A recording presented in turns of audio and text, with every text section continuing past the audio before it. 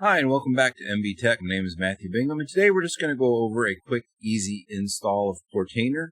All you can think of as Portainer is a GUI interface to the Docker that's running on the system. Okay, we can just do a quick verification of our Docker install with a Docker PS.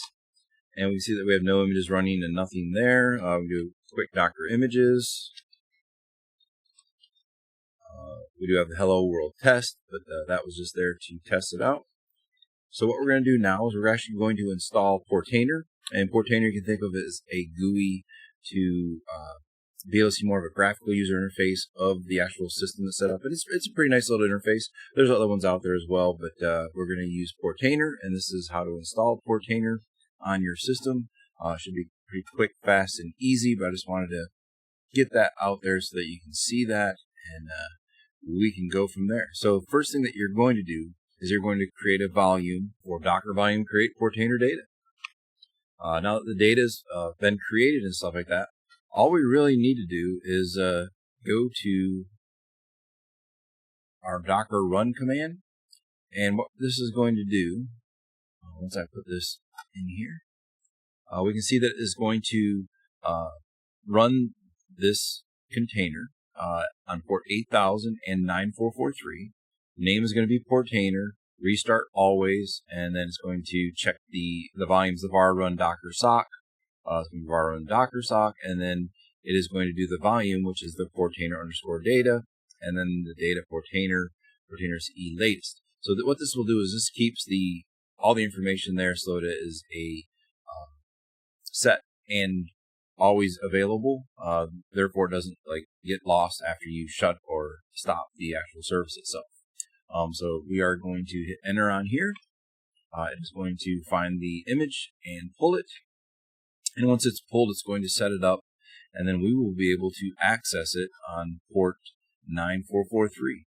It looks like it is up and running. We can do another quick Docker PS, and we can see that it is running. It is running on 9443 and 8000, so we will go to the 9443 and our IP address this time for this system. We can do IPA real quick, and we can see that it's 192.168.103. So we will go to that website, 192.168.20.103,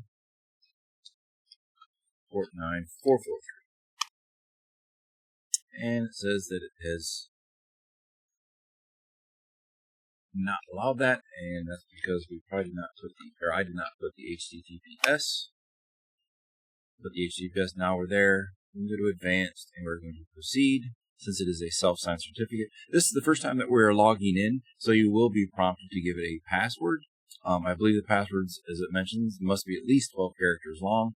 So this is a little bit different than I believe previous. It didn't have to be that long, but anyway, so we're going to put in a long password, and we're going to say create user.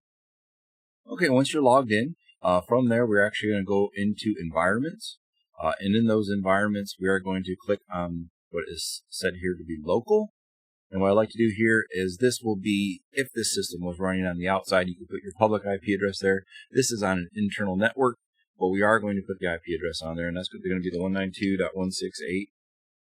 192.168.20.103. And therefore, that is now set, and we can say update environment, and then our environment's all set there. Once the environment is updated, we can go back to the home, and then we can see that it is local, and where it's running, and how many containers and all our stuff. We can do a live connect, and once we do a live connect, we can see the environment. It is 2 CPUs, 4 gig of RAM, and it's a standalone. It's running 27.1.2. It's got currently 2 containers running. Those are Portainer, which we are accessing right now, and then the other one was the hello world test, which we are going to get rid of that just to clean this up, remove persistent. So there we go. We are all set. We're all logged in. Portainer's up and running. Within here, you can actually run stacks, which makes things a little bit easier for management and stuff like that.